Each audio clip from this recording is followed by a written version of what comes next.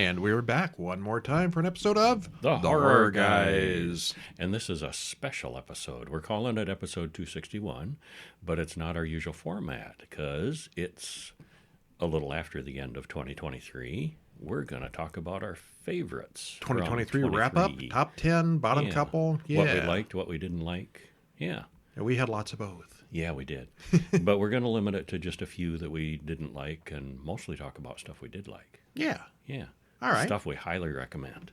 And we will have this list, of course. We're going to send out a special episode of the Horror Bulletin newsletter with our top 10s in it, which will go out later this week. And a disclaimer, we didn't see every single horror movie that came out in 2023. So we tried. You know, if you're out there screaming like, how could you overlook, movie X? Well, send us an email or send us an email, us. and we'll check it out if you really thought it was worthy. But there might be a few out there that were really good that we didn't see yet. There is only 52 weeks in a year. Only so many hours a day we can spare to watch movies. We did, however, see 365 movies this year. Wow. Actually, more than that if you include the ones that go into the books and don't make it to the websites. Yeah. Uh-huh. All right, well, let's get started. Number 10, your worst of the best. My worst of the best? Oh, I don't know if I really rated them that way. Oh, okay. You didn't sort? I didn't sort because I like them all so much. Well, you have to pick one now. My number 10, my worst of the best, my top 10, my lowest one. Okay. Cocaine Bear. Oh, all right. I thought it was very, very silly. It was silly and very well made. Yeah. Thoroughly entertaining. The concept was stupid. The posters were stupid. The trailers were stupid. And it was still actually very entertaining. It was. What would happen if you got a bear high on cocaine? And they got the most incompetent crooks going after the cocaine also. So, it was something. It's a bunch of bumbling and fumbling going on. And, yeah. Okay, I'll go with my number 10, Candyland. Okay. Which was life of a bunch of prostitutes at a truck stop, and I wouldn't call it their idyllic life, but it's not a happy life. Their way of life is interrupted by a new addition who is a girl who is a survivor and escapee from a cult. And she herself gets welcomed into the fold, and it goes poorly for everybody. I thought the serial killer side of that movie was the least interesting. I thought the truck stop prostitution thing was actually the most interesting part of it, because it tells how that they were telling how it works, and how you meet the Johns, and it was kind of informative. As someone who's never been to a truck stop hooker, I thought it was interesting. Yeah, but thoroughly entertaining, and that's in my. It's a new movie, and that's one of my top. It's on my list too, but we'll get to it. Okay. My number 9. Mm-hmm. Probably get some flack for this one, but Renfield. No, that's on. It's on. Was that? Yeah. There it is. Okay. I was like, where is it? I know it's on my list. Yes, that too is on my list. The original 1931 Dracula any flack might come from our listeners, but not from me. The 1931 Dracula is a major classic, and Bela Lugosi is the iconic vampire. And it just amazed me how close Nick Cage came to looking like Bela Lugosi in a few of these scenes. Yeah, they actually have an opening black and white scene with Nick Cage in the role like it's the original movie. And then they just continue on to modern day. Well, I gotta say, it's one of those movies that gets worse as it goes along. A lot of it is really kind of dumb. It's really dumb. It's really funny though, and I was impressed with Nick Cage. Dracula. He's just a horrible monster, and yet Nick Cage. There are real moments where you can, that's the charm. And that's how he gets away with it. And when he meets the woman who's the head of the mafia, and turns on his charm. It's like, that's how Dracula does it. Yep, he is not just a people leader. And his accent, people I've seen it's not great. His accent comes and goes, but he's been living in the United States for decades, and it's rubbing off, and his original accent is fading. So I have no faults with this, and thought it was a hoot. Yeah. Don't take it too seriously. It's a comedy. Yeah. Well, what's your next one? Well, I will go with Totally Killer. Okay. Which was a really fun time travel horror It's Back story. to the Future with a slasher. Back to the Future with a slasher, and the slasher is kind of in both timelines, and it messes with the timelines, and it's got a good cast that you kind of root for, and yeah, it had a lot to like about it. Yep. I'm not going to say it, but it's on my list later also. Uh-oh. We're going to have some duplications before long. Well, I'm marking those down. Yeah. Number 8 for me, Uh-huh. Talk to Me. Okay. Tell it to the hand. I almost put that on my list because I liked it a lot. It's not on your list. Okay. It's not on my list. No. These teenagers have this cursed hand that if you talk to, you say some magic words to it, a demon from inside the hand will possess your mind and take over your body. And believe it or not, things go badly. They go really badly. Yeah. There's a few scenes that are just really, really well done. Yeah. Really disturbing, and I loved the ending too. That was cool. Yeah. How they don't wrap things up, but they show it from. Yeah. I'm not going to. I like how they're not afraid to beat the little kid up. Yeah, they certainly do. Usually the little kids that are poor so guy. protected, and not this time. Yeah, that poor guy really gets it rough. Yeah, but yeah, it was all around good. Yeah. What's next for you?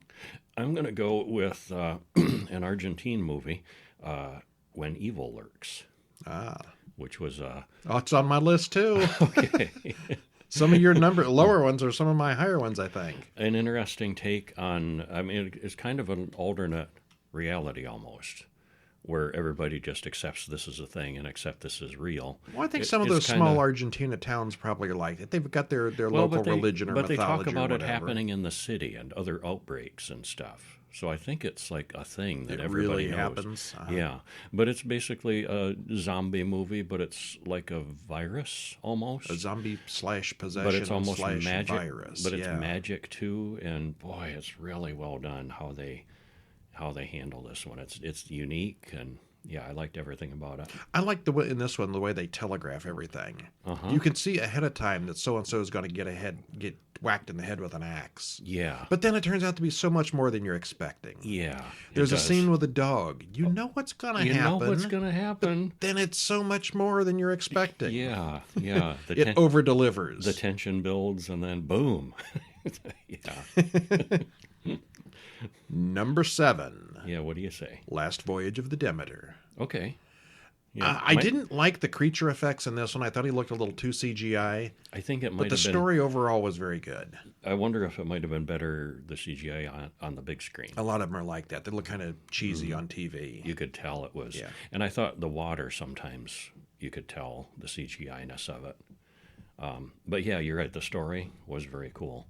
It takes it's basically a gap that's not very covered very well in the original Bram Stoker, when Dracula is coming from Europe to America on the boat. It's a chapter from the book. Yes. So spoilers. You know how it's going to end. He makes it to America, but this poor crew of people, yeah, it goes poorly for them.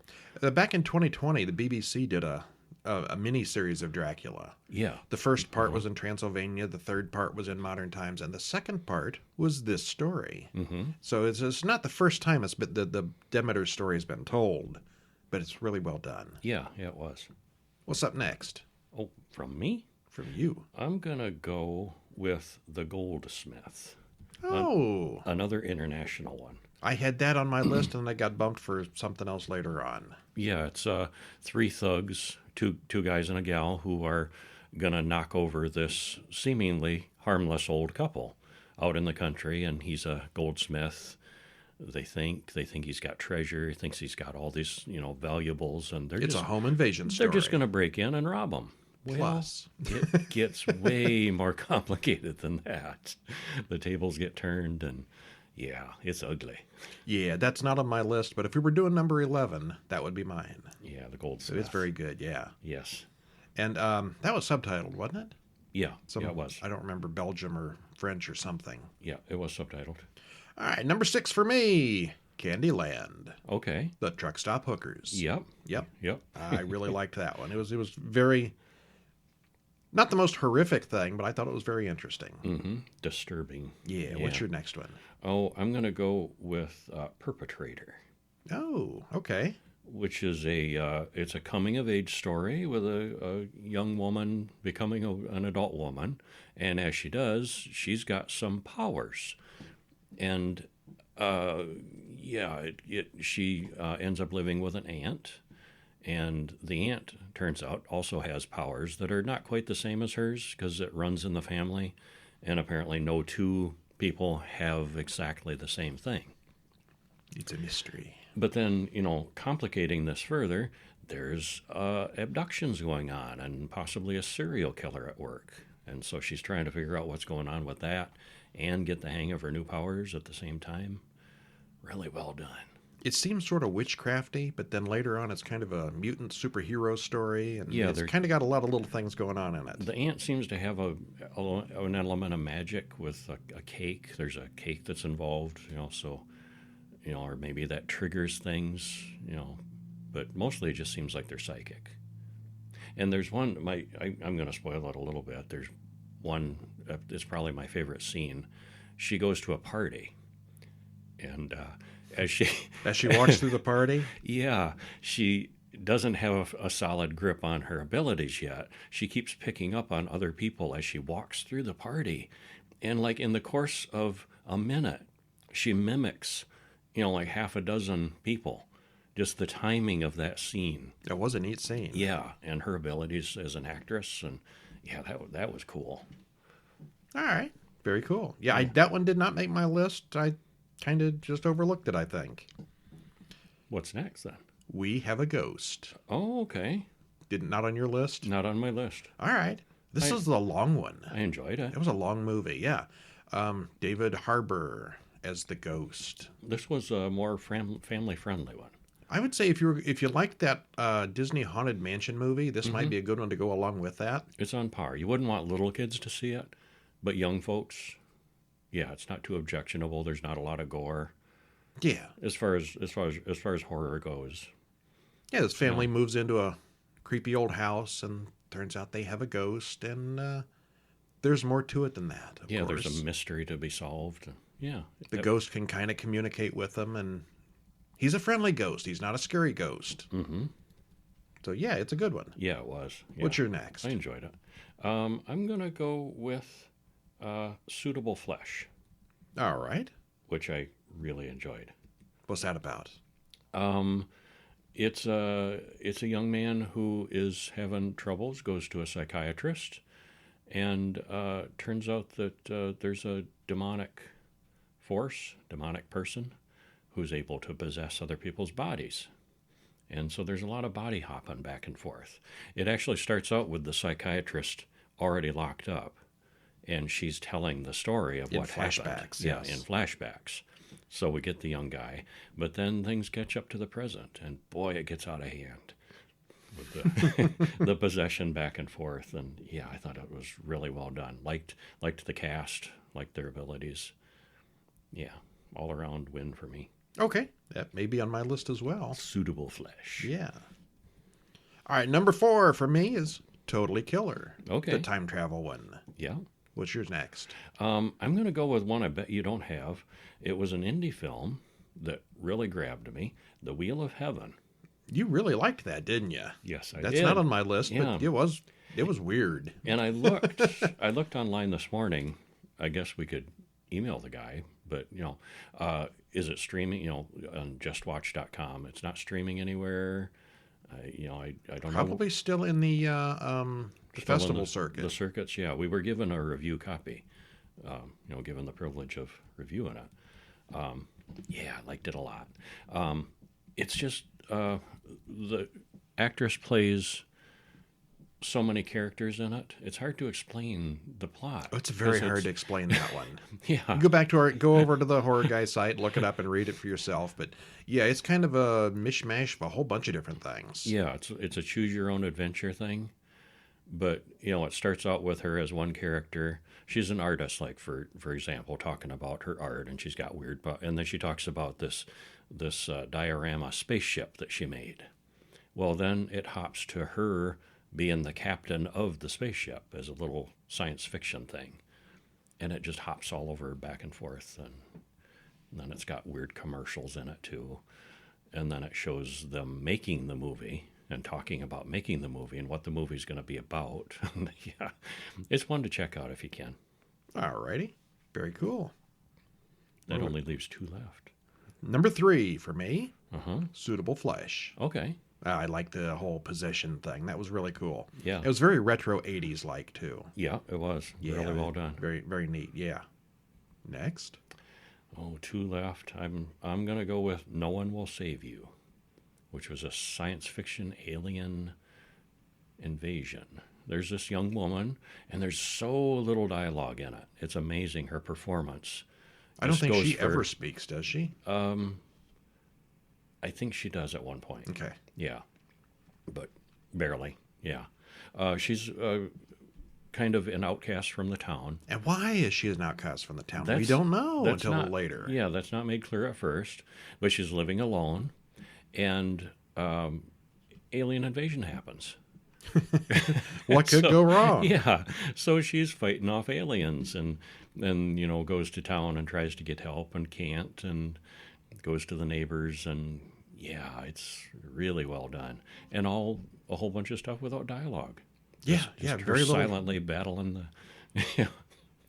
I mean, some of the neighbors have words, so it's not like a silent film, but No, it's pretty yeah. close. Yeah, that was really cool. Okay, I'm going to cheat on my number 2, Yeah. Godzilla Minus One. Okay. We saw this one in the theater, so we haven't actually had a chance to review it on the site, so we didn't write this one up yet. But I approve of this cheat. It's okay. Yeah, it was very, very good. I've seen many of the old Godzillas, and I've seen Shin Godzilla and all those modern remakes. The Kong versus, well, they haven't done the Kong versus Godzilla all the new yet. That's Godzillas, coming, yeah. but all the new Godzillas. This was my favorite of any Godzilla. It's got the best story. I liked it all around. It's my number 1. Yeah, World War II is over. The Japanese people are crushed and wreckage is everywhere. It's a disaster. They all feel terrible for losing. They kind of feel terrible for being involved in it in the first place. And just to make everything worse, Here comes a here comes kaiju. a monster. Yeah. And in some of those old movies, Godzilla's kind of the hero. He's a good guy. He comes to protect Tokyo, and the people cheer him on. And this one here, he is just a mean old monster. Yep, he is. Yeah, he is just out to kill and maim, and he likes going after those ships. Yeah. Well, we saw it at the theater, and yeah, both of us We really see liked very few movies at the theater. Mm-hmm. This one we couldn't wait. it. Yep, We'll eventually get this one for the site when it comes on streaming. it was worth it. What you got next? Infinity Pool. Oh, You sound shocked. this is your number 2 or your number 1? Well, this would be my number 1. It's the only one left of my 10. Okay, I got one left. So yeah, you I should mean, have- and I'm not going to hold to a strictly 1 through 10 on this because Okay. I liked them all so much equally. But yeah, Infinity Pool, it's very heavily science fiction. Basically, the premise is it's this weird little country that is fictional, and if you commit a crime, you can have a duplicate made of yourself, and the duplicate is punished instead of you. Well, what makes it complicated is these are exact duplicates. like which one's the original kind of Yeah, duplicate? like it thinks it's you, literally. Well, there's this group of rich people who kind of abuse the system and are living it up and yucking it up and doing crimes. And the only crime, the only punishment for any crime is death. yeah. But they kill the But- duplicate. so, they just, whatever, make a duplicate. Well, the duplicate dies. No big deal. But then the system goes wrong. Yeah, things get more complicated than that, and the relationships of this small group of people gets more complicated, and I really loved it. Okay. Yeah, I think the plot was really cool. I think the idea behind it was really cool. I didn't like the actors. Oh, okay. I didn't like the ending. Oh, I did. I didn't like the whole tone. I just did not like it. A bad taste movie. Oh, no, I liked everything about it. All right. What's your number 1 then? When Evil Lurks. Oh, okay. The Argentina zombie movie. Uh-huh. Yep. Yeah. It was excellent. I think you missed one somewhere. Did you skip one? Because I started and then you got me last. I think you missed a movie. No, I said 10. What were I've they? got 10 of them. We got Infinity Pool. Yeah. No One Will Save You. Yeah. Perpetrator. Yeah. Renfield. Maybe because You didn't say Renfield. Okay, that was it. 'cause Okay, you we said skipped Renfield. over your version of Renfield. Okay. Yeah, that's all right. All right. What, you got any honorable mentions? I do have an honorable mention that was a 2023 movie that we saw in 2023 because it's strictly science fiction. I really don't consider this one horror at all. It's got to be one that I've got also, I think, from what you're hinting at it. Boy Makes Girl. Oh, okay. Yeah. Shades of Mr. Robot. The guy, the main character kept reminding me of the main character from Mr. Robot. But it's a guy who's incredibly smart and incredibly socially awkward. Probably, I mean, I think they're portraying, he's autistic. He's just, he's highly functional, highly intelligent. He makes an android companion. Well, it gets a little complicated because she doesn't necessarily know she's an android. She thinks she's a person, and he's trying to find love, and she's trying to find love. And at what point do you tell your creation that it's a creation? Yeah. And it gets complicated as things progress and their relationship progresses. All right. Yeah, I thought it was really well done. Really liked it. That's Boy Makes Girl. Makes Makes Girl, yeah. Okay, I've got an honorable mention here for Leave the World Behind. Okay. It was not advertised as horror, so we watched it, and I didn't do the synopsis or review or anything because I didn't think it was going to be a horror movie. Mm-hmm. Oh, it totally qualifies. It certainly got the elements. Yeah, it's got all the elements there, and it was one of those movies that we were talking about 3 days. Actually, we're still talking about it like 2 or 3 weeks later. Yeah, things like... Any movie that you talk about 2 weeks later is a good movie. Yeah. I mean, a lot of people are hating it because the ending is a little... It doesn't wrap everything up at the end. Right. It doesn't explain everything. Actually, it doesn't explain anything. Not a lot. Yeah, you have to kind of make your own mind up. But I thought it was a fun ride getting to the end. Yeah, I agree. You got another honorable mention? Not of 2023 movies. Oh, yeah. What did we watch this year? Things that we saw in 2023. Old movies. I have several mentions. One is a Turkish film called Baskin that I thought was just excellent. Oh, that was cool, yeah. It's some cops who get called to this ominous little area and get pulled into a cult situation. And the cult leader is just weird. I think it's a Turkish movie. It is Turkish. It's not a lot of. We don't see a lot of Turkish movies. What year was that? That was 2015. Okay. And we saw it this year. I hadn't seen or heard anything about it. Yeah, big thumbs up on that one. All right. Yeah, one we just saw last week that we did do a write up on, but hasn't. I think it just came on this week on our website is Saltburn. Oh yeah, I liked that. It's another one we're talking about 3 or 4 days later. Yes, and still thinking about. Now, that one was advertised as a thriller comedy, not horror. So I was kind of skeptical going into it that this is a horror movie, but the trailer made it look like a horror movie, and it's been mentioned in a bunch of the horror Reddits and things. And it runs parallel to horror. Without spoiling it, I can't say why it's a horror movie, but it is. Okay. There are many other movies that fit in the same genre, but we'll talk about it in this week's upcoming podcast, so I'm not going to get into that too much right now. But it was very good also. Yeah, we both really liked it, would recommend it. Don't watch it with your parents. Yeah. Probably not. So a bunch of people said they watched it with their mom and like, oh my God. Yeah, oh wow. Yeah. What else you got? Honorable mention, a series of movies, the Subspecies movies. Oh, yeah. We saw all of those this year. There were 5. And just really impressed with how much fun they are, how good they are, how consistent they are. And these are like 30 years old mostly. Yeah. The newest one just came out. Same cast, a lot of the same people involved throughout the whole series. If you liked the first one, you'll probably like them all. Yeah, we kept saying That's we so wish they'd rare make in a more, series. and why are these so underrated? They made 5 of them. It couldn't have been too underrated. Yeah. Yeah, I the Subspecies. Yeah, also very cool. All right, well, that's all my good honorable mentions. What else you got? For honorable mentions, a 1970 movie that I had never seen, Colossus, The Forbin Project. Oh, yeah. Yeah, which I thought was really cool. Some idiot puts an AI in charge of basically the military. And it's this, perfect system. It's a perfect computer. The Americans do it, and then the Russians do it. Yeah, and things get out of hand because they gave it access to the nuclear arsenal, and it becomes aware, and it decides that it wants to rule the world. And, yeah, it causes a problem. It does. Yeah.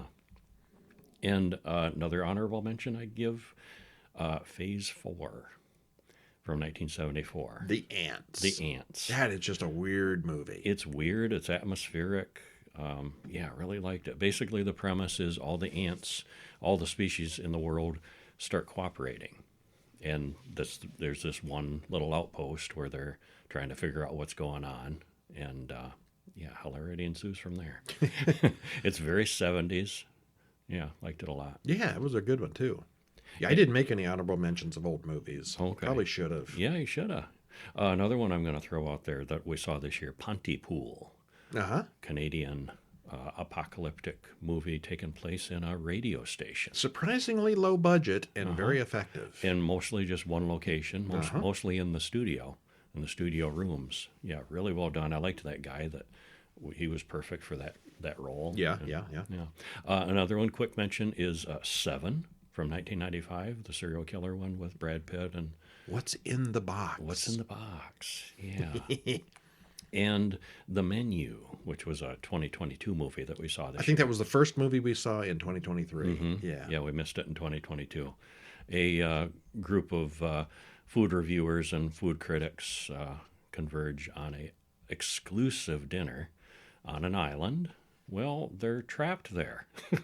And the chef is kind of bonkers, to say the least. He doesn't like his critics. So they're served a very exclusive meal, and yeah, things turn deadly. Very cool. Yes, good choice. Yeah. Now, the stinkers of the year. what was your least favorite? I'm going to start out with an honorable mention because we saw Skinamarink in 2022. You're still going on It didn't about release that. until 2023, but we saw it and reviewed it in 2022. And I will go on record saying, as of now, this is still the worst movie I have ever seen in my entire life. Very likely the worst movie I will ever see. Oh, I don't know about that. You've seen Werewolf on Wheels. This was worse. Werewolf on Wheels. I mean, it was god awful and stupid, but this was just nothing. This was a scam on film.